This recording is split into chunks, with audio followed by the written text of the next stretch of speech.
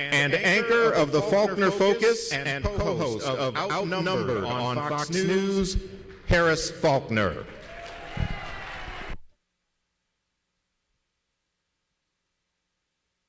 NABJ. Mic's on? There we go. Test. Good afternoon, NABJ, and welcome to a conversation with former President Donald Trump. This discussion continues a decades-long tradition during election years of inviting journalists to discuss the policies and their impact with the candidates who are running for president, and the impact of those policies, especially in black communities.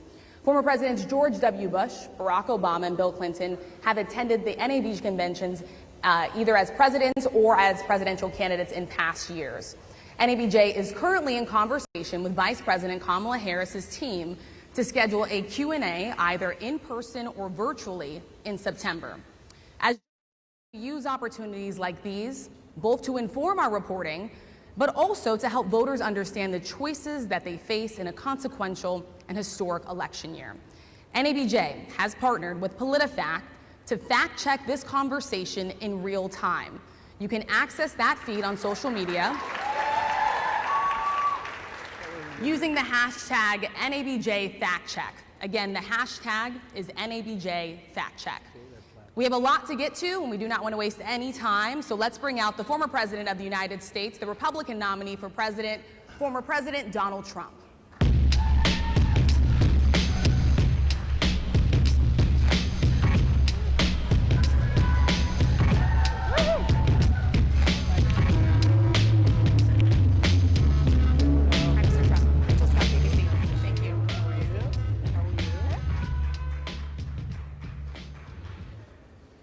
Mr. President, we so appreciate you giving us an hour of your time.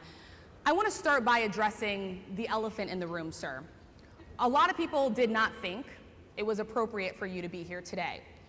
You have pushed false claims about some of your rivals, from Nikki Haley to former President Barack Obama, saying that they were not born in the United States, which is not true. You have told 4 congresswomen of color who were American citizens to go back to where they came from. You have used words like animal and rabid to describe black district attorneys. You've attacked black journalists, calling them a loser, saying the questions that they ask are, quote, stupid and racist. You've had dinner with a white supremacist at your Mar-a-Lago resort. So my question, sir, now that you are asking black supporters to vote for you, why should black voters trust you after you have used language like that? Well, first of all, I don't think I've ever been asked a question so in such a horrible manner. First question. You don't even say, hello, how are you? Are you with ABC? Because I think they're a fake news network, a terrible network. And I think it's disgraceful that I came here in good spirit. I love the black population of this country. I've done so much for the black population of this country. Including employment, including opportunity zones with Senator Tim Scott of South Carolina, which is one of the greatest programs ever for black workers and black entrepreneurs. I've done so much, and you know, and I say this, historically black colleges and universities were out of money, they were stone cold broke, and I saved them, and I gave them long-term financing, and nobody else was doing it. I think it's a very rude introduction. I don't know exactly why you would do something like that. And let me go a step further. I was invited here, and I was told my opponent, whether it was Biden or Kamala, I was told my opponent was going to be here. It turned out my opponent isn't here. You invited me under false pretense. And then you said, you can't do it with Zoom. Well, you know, where's Zoom? She's going to do it with Zoom, and she's not coming. And then you were half an hour late, just so we understand. I have too much respect for you to be late.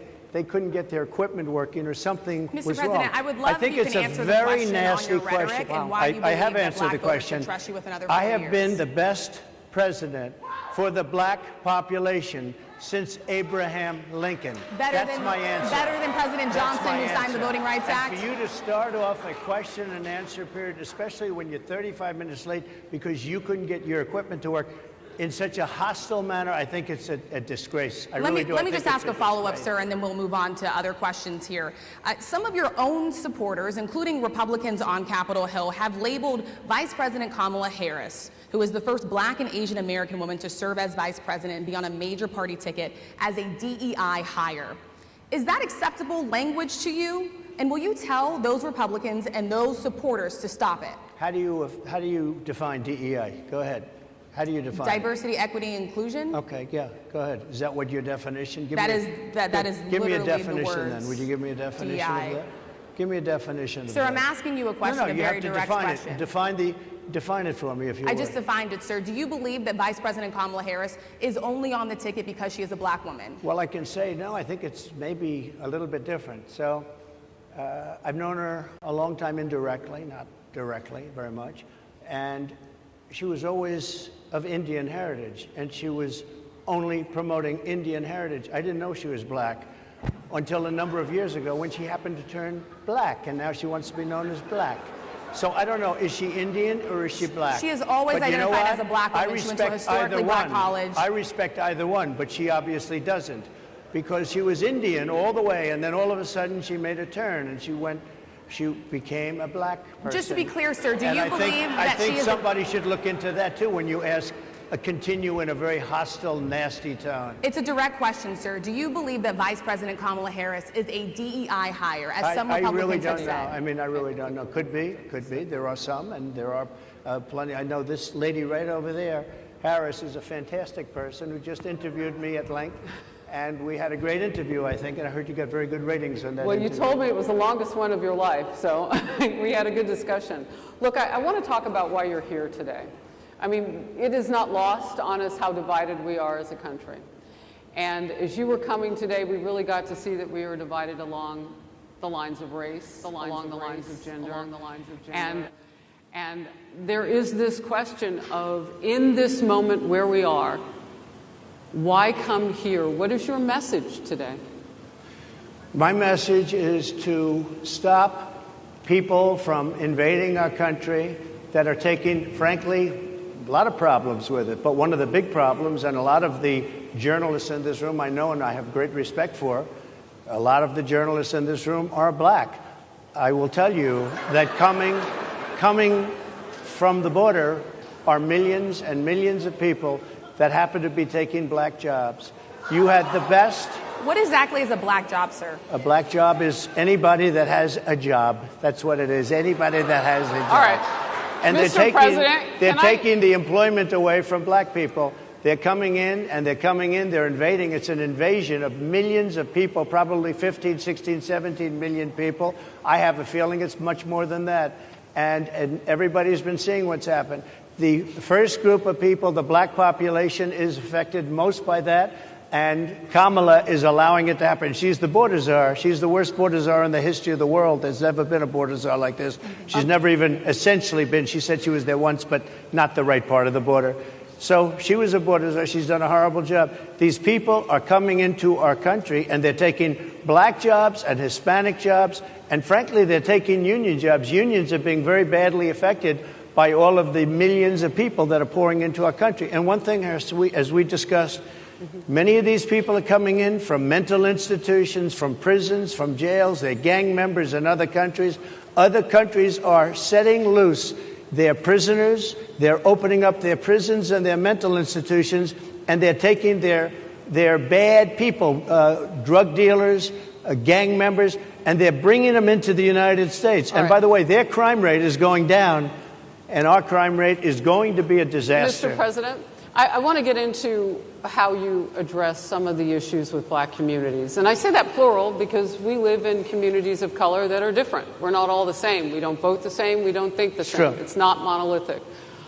So as you come here today, I want to talk about something that bursts. And this is the weight of the inflation on this country right now. The nonprofit Money Management International recently released data from its mid-year analysis that we have found a 52% rise in people who are seeking counseling for being in credit debt. They're paying for food that is sky high on their credit cards, and now they can't pay that off. The credit counseling nonprofit MMI, as I said, is saying now that they've seen surges that they haven't seen since we were in a pandemic of people in financial trouble.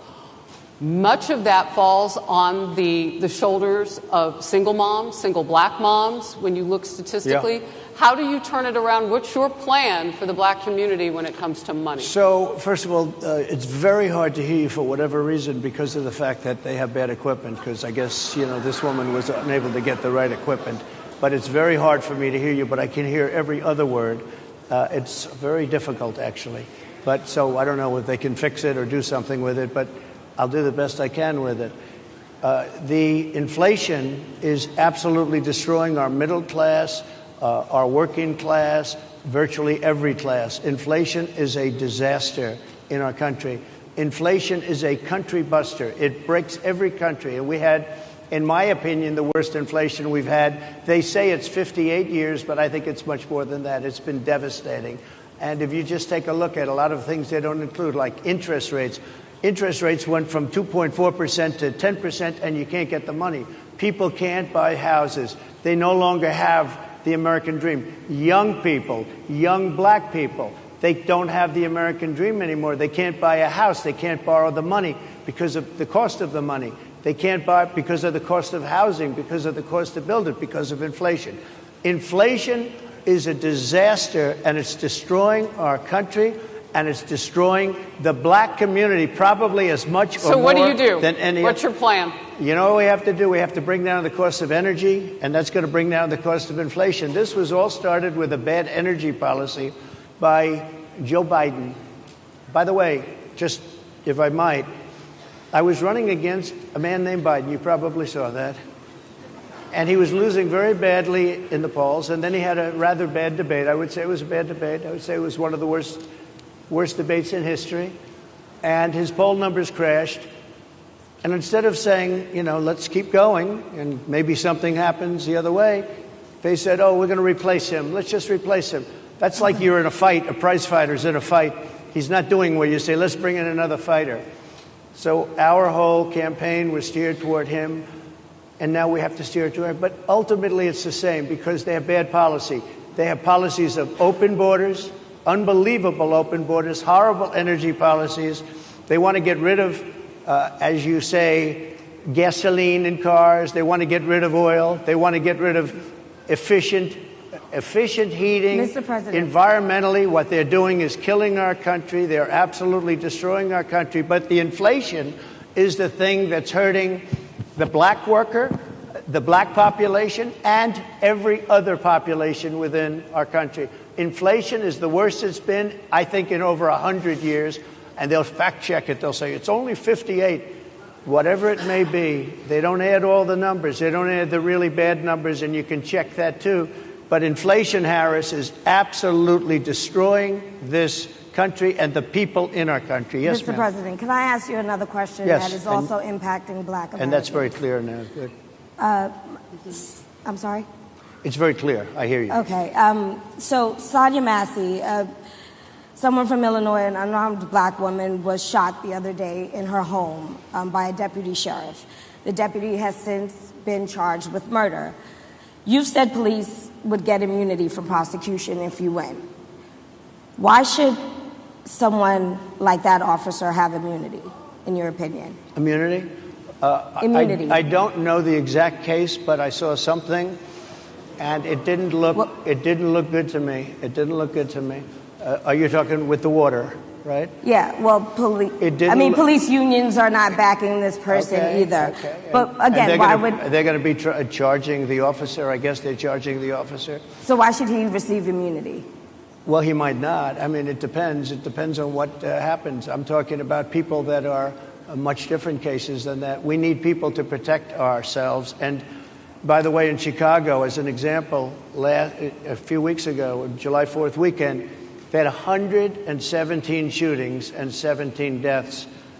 Nobody wants that. Nobody wants that. We need to have our police officers have the respect and dignity back. In this particular case, I saw something that didn't look good to me. I didn't like it. I didn't like it at all. So can you get a little more specific back to the immunity question? Who would make those Well, right now, for the most part, people are protected by their unions, by their police unions, or by their police departments. But I'm saying if I felt, or if a group of people would feel that somebody was being unfairly prosecuted because the person did a good job maybe with crime, or made a mistake, an innocent mistake. There's a big difference between being a bad person and making an innocent mistake. But if somebody made an innocent mistake, I would want to help that person. What would those exceptions be? What would determine you an go innocent after mistake? somebody and it's a very close call and it's very dangerous. And, you know, they have the policeman's life and woman is a very difficult thing because sometimes you have less than a second to make a, you know, life and death decision, and sometimes very bad decisions are made. They're not made from an evil standpoint, but they're made from the standpoint of they made a mistake. So I want to follow up really quickly. You know, I find it interesting because you do talk about reining in prosecutors, especially when it comes to prosecutors that are prosecuting you. Why doesn't that skepticism apply to law enforcement? Well, I've been prosecuted because I'm a political opponent of two people that have weaponized our justice system. I've been prosecuted. I just won the big case in Florida. Everyone said that was the biggest case. That was the most difficult case. And I just won it. Now, Biden has a similar case, except much worse. I was protected under the Presidential Records Act. Biden wasn't, because he wasn't president at the time. And he had 50 years worth of documents. And they ruled that he was incompetent, and therefore he shouldn't stand trial. And I said, isn't that something?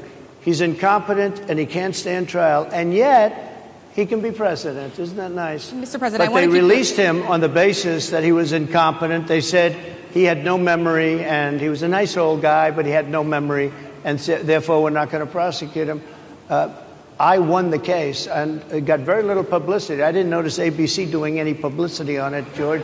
We cover you extensively, sir. I'd love to move over on to different topics. I didn't notice you do any publicity on it at all. I won the case, the biggest case. This is an attack on a political opponent. I have another one where I have a hostile judge. We have you for a limited time, sir. I'd love to move on to different topics. No, excuse you. You're the one that held me up at 35 minutes, just so you understand. If we can move on now to the state of the race, sir, I want to get back to the campaign. Senator J.D. Vance is your running mate. He's had a lot of controversy lately, and I want to read you a few things that he has said in the past. He said the Democrats running the country are a bunch of childless cat ladies who are miserable at their own lives and the choices they've made, and so they want to make the rest of the country miserable too.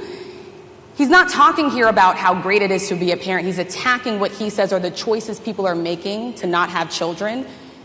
Did you know that he had these views about people who do not have children before you picked him to be your running mate, and do you agree with him? No, I know this. He is very family-oriented, and he thinks family is a great thing. That doesn't mean he thinks that if you don't have a family, it's not. I know people with families. I know people with great families. I know people with very troubled families. And I also know people with no families. They didn't meet the right person. Things happen. You go through life, you don't meet the right person. But he's not just talking about families here. He also says that people that don't have children should get less votes than those that do. I'm just speaking for myself. Is that your campaign I think position? I'm speaking for him, too. He strongly believes in family. But I know people with great families. I know people with not great families that don't have a family. And the people without the family are far better. They're superior in many cases, okay? He's not saying they're not. What he's saying is that he thinks the family experience is a very important thing. It's a very good thing. But that doesn't mean that if you grow up and you grow older and you don't meet somebody that would be wonderful to meet and would have been good, that that's a bad thing. He's not saying that.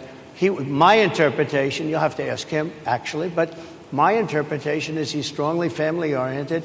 But that doesn't mean if you don't have a family, there's something wrong with it. Just one last point, and then we'll move on. Just one of the bedrock principles of American life is one person, one vote. Senator J.D. Vance has suggested that someone who has children should have more votes than a person who does not have children. I just want to be clear here. Is that the position of your campaign? Well, no, but it's not something I have ever heard before. I can tell you this. Right now you have illegal aliens coming into our country, many from prisons and many from mental institutions, and they want to give them votes. I don't think they should have votes. They came into our country illegally, and they're taking the vote away from all of the people in this room that have been here a long time, that have worked hard, that in many cases, and you'll see this happening, if I'm not elected, you're going to see it happening. If I am, you're not going to have any problem. But you're going to see it happening a long time. You're going to see the people in this room and people outside of this room are going to be losing their jobs to people that have come into this country illegally. Mr. President, can we stay with just kind of the state of the race right now? Because I felt like that vice president question, candidate question was right in there with that. So let's talk about J.D. Vance for a little bit.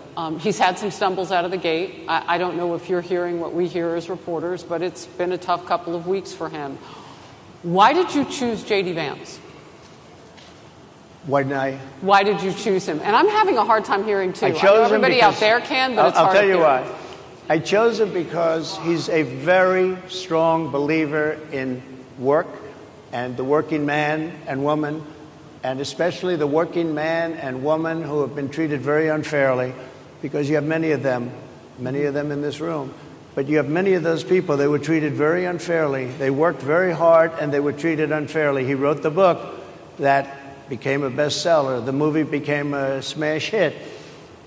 He's a very smart guy without the benefit of having a family that has contacts, like a father that was well connected. He got into Yale Law School. He graduated in 2 years from Ohio State, summa cum laude.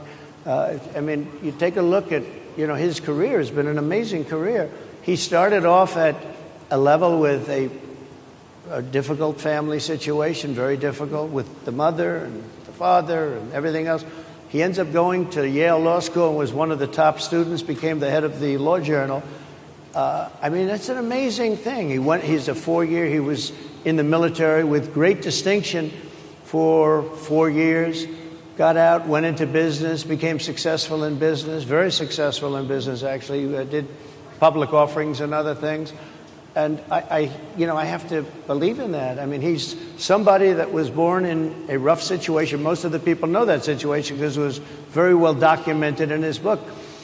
And I have a lot of respect for somebody that can get into Yale and become one of the best students in Yale, that meets a young woman at Yale who was also outstanding, and they get married, they have a beautiful family. But he had he's made himself an amazing life. He then goes to Ohio, lives in Ohio, and he had my endorsement. That helped. But he wins the Senate. He becomes a United States Senator. So he's a United States Senator. And so, Harris, like I respect you for your success, I respect people for their success. The reason I asked the question is because the last time you and I sat and talked was the day that you were shot. We'd been together for much of that day. You left to go to Butler, Pennsylvania, and we didn't know what was next. Yeah. And 2 days after that... I cannot understand. Your microphone I know, is so it is really hard for me to understand it's just, you, too. I can understand you perfectly. Because she's closer. I can understand you. Happy to hear that, sir. But I can't really understand, Harris. I have a few more questions. Because of the distance, and the mics are really in lousy shape, but I cannot understand Are you asking a question? what you're saying. So what I wanted to say was the last time we spoke, you said some words that were prophetic because I asked you who you wanted to choose for vice president. Yeah. And you said normally it really wouldn't matter what they would bring. You choose somebody that you think has a future, that sort of thing. But you said these words 3.5 hours before an attempted assassination on your life. You told me that bad things happen, Harris. And that's why this decision is important this time. Bad things happen. You said it twice. When you look at J.D. Vance, is he ready on day one? Does he what? Ready on day one, if he has to be. I've always had great respect for him, and for the other candidates too. But I will say this, and I think this is well documented. Historically, the vice president, in terms of the election, does not have any impact. I mean, virtually no impact. You have 2 or 3 days where there's a lot of commotion as to who, like you're having it on the Democrat side, who it's going to be. And then that dies down, and it's all about the presidential pick. Virtually never has it mattered. Maybe Lyndon Johnson mattered for different reasons than what we're talking about, not for vote reasons, but for political reasons, other political reasons. But historically, the choice of a vice president makes no difference. You're voting for the president, and you can have a vice president who's outstanding in every way, and I think JD is. I think that all of them would have been. But you're not voting that way. You're voting for the president. You're voting for me. If you like me, I'm going to win. If you don't like me, I'm not going to win. I'm going to get my JD Vance question in. JD Vance? I'm going to get my JD Vance question in. To your point and to Rachel's point, he, has a lot of opinions about childless women like myself or divorced people like yourself. Do you think, well, I mean, my point is here. But at least it was said in a friendly manner. My point is, do you think the Republican Party is getting a little bit too judgy about people's lives when you think about abortion or when you think about what J.D. Vance is saying? I don't think, look, I think that the Democrat Party is really the one that has the problem. I think they're radical on abortion because they're allowing abortion in the 9th month. They're allowing the death. But I think it's they're about allowing freedom, the death of a baby after the baby is born, based on the governor of Virginia. Based on the governor of Virginia, they're allowing the death of the baby after it's born. They're allowing abortions in the 8th and 9th month. Well, Democrats have denied. I think they're right. And I think the Republican Party is actually much less. I think I've made them much less radical, perhaps. But the Republican Party, what we're doing is bringing it back to the states where everybody wanted it. Democrats, Republicans, liberals, conservatives, everybody wanted abortion brought back. They didn't want Roe v. Wade in the federal government. They wanted it. Everybody wanted it back. But the majority of Americans oppose Roe v. Wade being overturned. They don't know about this. Right now, they're voting. It brought it back to the states. Now, I happen to believe in the 3 exceptions. Ronald Reagan believed with rape, incest, life of the mother. I do. I think most people do. I think most Republicans do also. But if you take a look, right now they're doing, it's an amazing thing, out of the federal government, it's in states, and people are voting. And I will say, Ohio is, let's call it a more liberal version, has been approved. Kansas, the same thing, a little bit surprising to a lot of people. But the people are now voting, and it's taking this issue that's been going on for 52 years and has torn our country apart, and it's giving it to the people to vote on. And they're voting. And many states have already voted. Others are in the process of voting. And it's bringing it back to the people and a vote of the people. And it's not at all radical. And again, you have to follow your heart. I happen to believe in the 3 exceptions. Most people believe in the 3 exceptions. Most Republicans believe in the exceptions. But they don't want to see an abortion in the 9th month or the 8th month. Almost everybody agrees to that. And they certainly don't want to see, in the case of the governor of Virginia, the former governor, I might add, who said, we set the baby aside and then we decide what to do. Meaning, what do? We execute the baby. That's a radical, horrible position. And some people want that. I don't want it. Most people don't. Thank you. Can I just pivot really quickly to another question about, you brought up health, Harris. You're an active man. We see you golfing all the time, but if you win, you'll still be president at 82, which is older than Biden is right now. But not mentally. Look, mentally. Here's the question. He's shot. But most people. Would you consider? Most people. I know many people in their 80s and their 90s that are in great shape. Some of our greatest leaders. You look at throughout the world history. The greatest leaders, some of the greatest leaders in the world were in their 80s. But here's the question. Would you consider stepping down if you felt that your health was declining? Or would you? Oh, absolutely. And who would I think I'd know. How would you make that decision? I think I'd know. Look, if I came onto a stage like this and I got treated so rudely as this woman treated me. Oh, my goodness.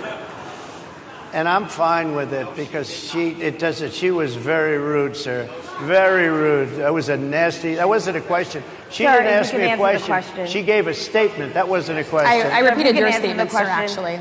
You said you would. You would. Oh, make that absolutely. decision If I to step thought down. that I was failing in some way, I want people to be sharp. I'll go a step further. I want anybody running for president to take an aptitude test, to take a cognitive test. I think it's a great idea.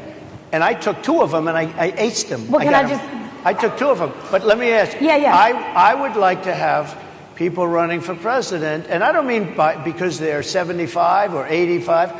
I think anybody running, I'd like to do it. People say it's not constitutional. I would like to have something passed where you can do it. I think we should know. I mean, I've watched what's happened in the last couple of years under this gentleman, and our country is a mess.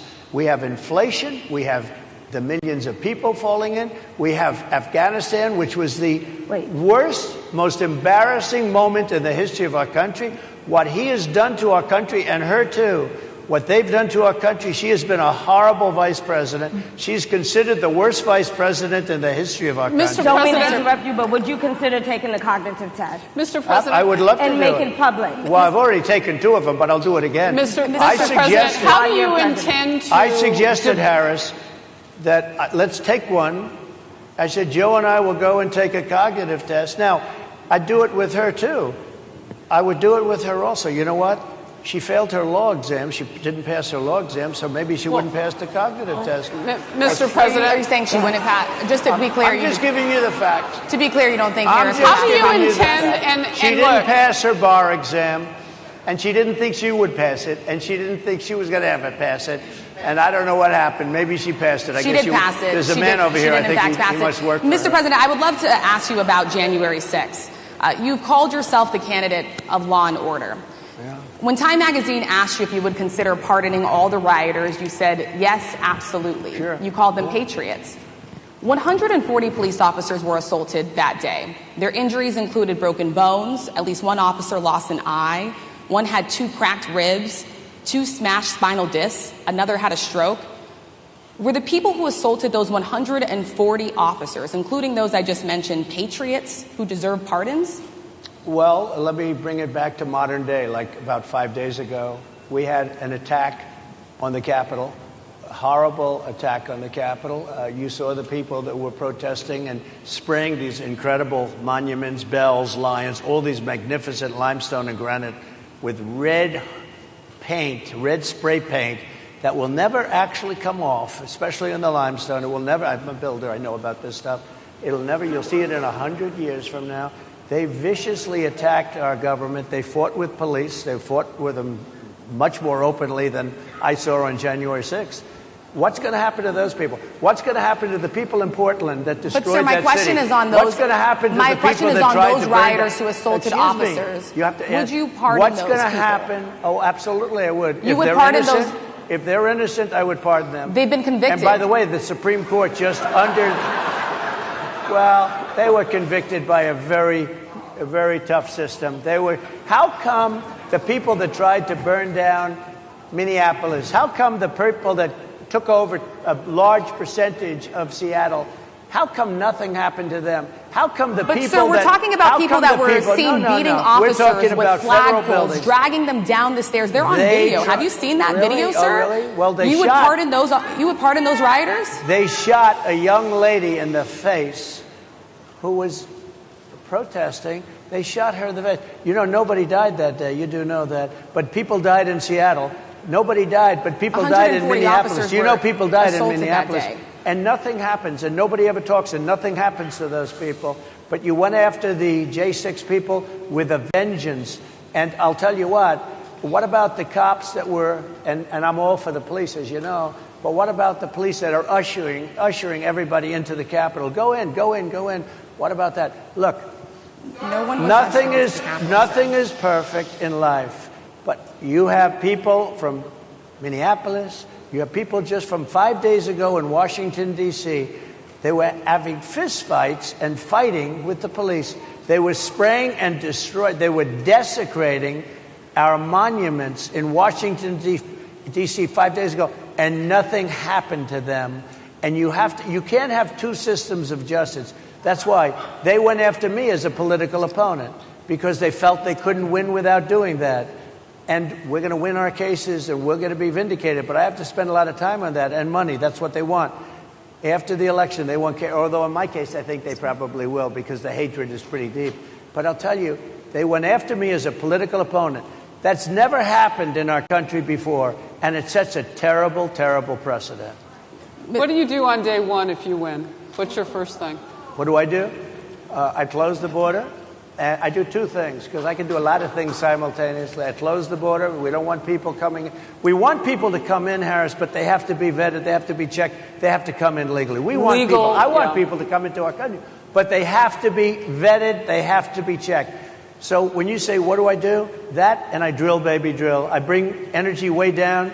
I bring interest rates down. I bring inflation way down so people can buy bacon again, so people can buy a ham sandwich again, so that people can go to a restaurant and afford it. Because right now, people can't buy food. Your grocery bills are up 40, 50, 60%, right? She's agreeing to me. Oh, she's agreeing. Thank you. I like you very much. Mr. President, I think we are. But it's true. Your grocery bills are up. And then they're mandating that you buy an all-electric car. You know, Elon Musk endorsed me, and he's a friend of mine. He's a good guy. He's a smart guy. But I'm against everybody having an electric car, okay? I'm very much against that. You have to be able to, if you want a hybrid or if you want a gasoline-propelled car. But, you know, we have more liquid gold, gasoline, oil, under our feet than any other country. More than Saudi Arabia, more than Russia, more than any other country. I want to use it. I want to use what we have. I want to bring down prices, bring down costs, and I also have to stop the invasion. And remember, they're taking your jobs. These people coming in are taking your jobs. Project 2025. I think we have to leave it there by the Trump team. All right. So leave it. That is the last word. Thank you so much, Mr. Trump, for coming today and joining us. Well, thank you very much. They've been telling us. Thank you. Thank you, everybody, very much. Great honor. Thank you, Mr. President. Thank you. NABJ will email about details regarding the conversation with Vice President Kamala Harris in September. Thank you. Thank you very much. Thank you, sir.